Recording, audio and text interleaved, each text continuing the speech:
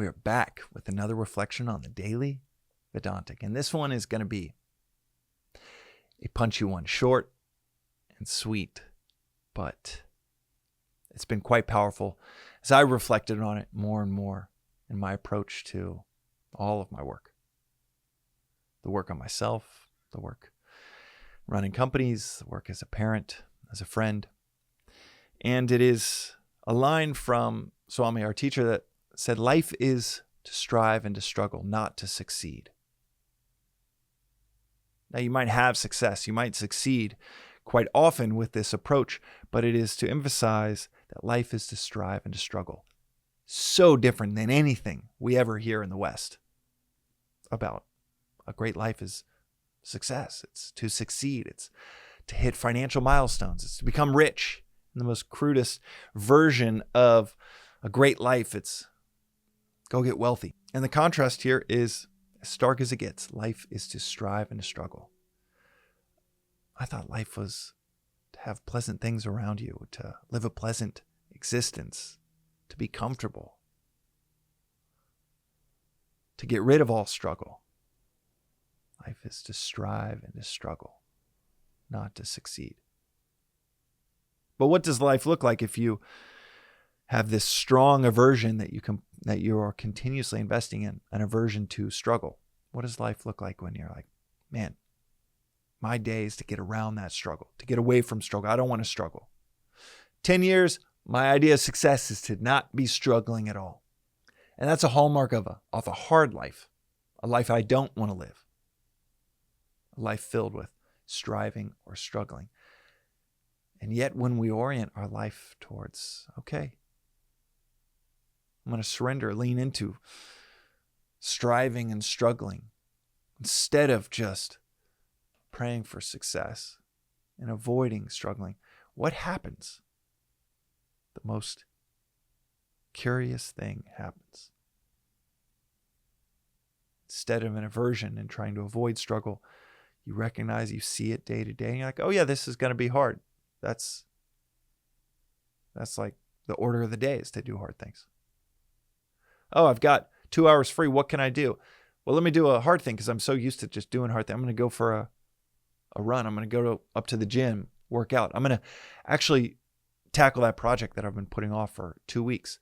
You're almost mining these things that younger you would have said, oh, that's going to be hard. That's going to be a struggle. You become averse to complacency. You become averse to just coasting. You almost recognize, man, when I just like pursue all of these things that are pleasant to my senses, I know that there's no striving or struggling. I know that there's rarely ever any service to my community when I pursue just my own comfort. And you start to see these flowers bloom where you realize, man, I really like how I feel on the other side of struggle.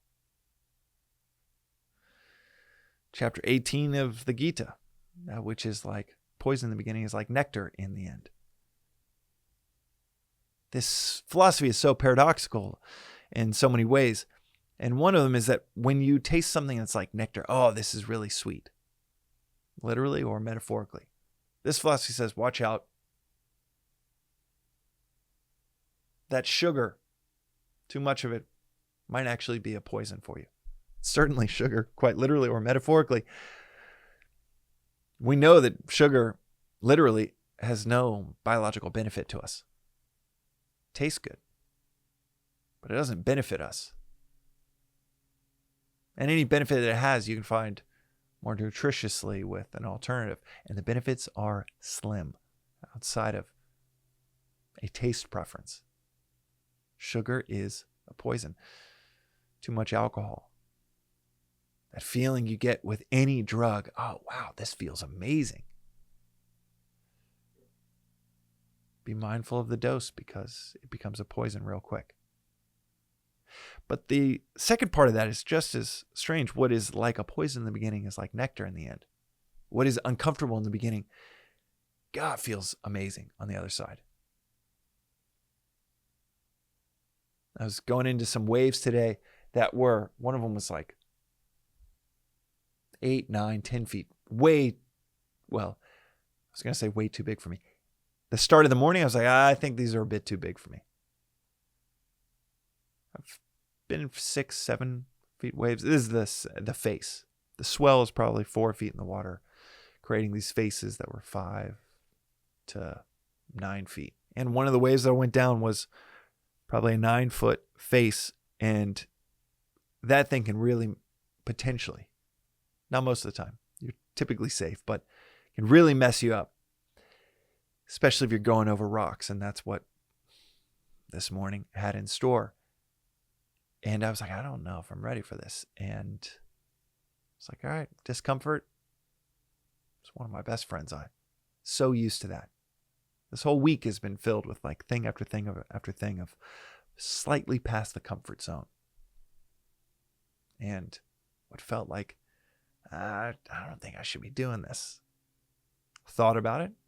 Conferred with a friend that I trusted. He's like, no, you can handle these waves.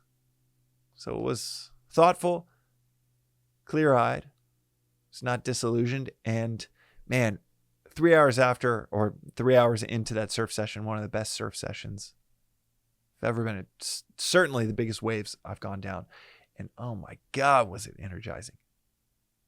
And it was, I think I pulled a muscle in my shoulder. It was hard. The last wave of the day, I was like, I've got to pour every ounce of my energy just to catch this. Man, was it a sweet, sweet ride. Going to the gym, building a rhythm. In the gym, building a rhythm in your career to do hard thing after hard things. You start to see it create this flourishing garden. And this maps to what we know about neurochemistry around motivation. The neuroscientist Andrew Huberman said this in an episode on the neuroscience of motivation, where he said the most powerful finding we have on the science around motivation is that you can train your brain to release the reward chemicals when we're doing something difficult that we used to avoid. You can train your brain. We can train our neurochemistry to release the chemicals of reward, of feeling good, satisfaction, of pleasure.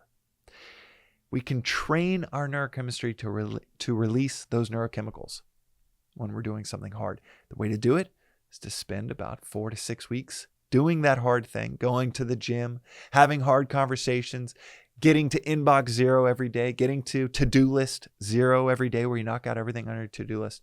And you tell yourself, I love this, I love this, I love this. Telling yourself, I love this, and it might feel like you're lying to yourself. But man, the proof of the pudding is in the eating. Just do it for 4 weeks, 6 weeks around something that you find difficult today. You see it work. And then you find yourself, like I said, mining it. You're like trying to find areas of your life where you can mine some struggle, some challenge, some things that look like poison, but end up being nectar in the end. Life is to strive and to struggle, not to succeed.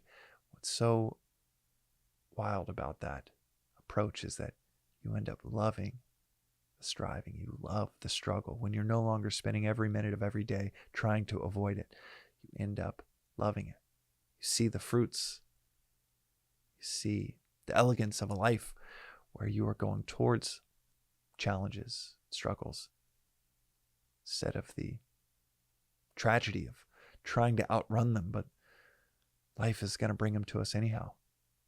When you go into them voluntarily and you have the muscles built out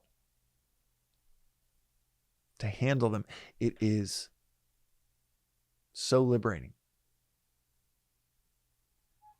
It's like if you get comfortable with striving and struggling to where you love them, you end up being able to surf life. Whatever waves, ups and downs come your way, you end up loving them instead of avoiding them. That is today's reflection on the Daily Vedantic. We'll see you next time.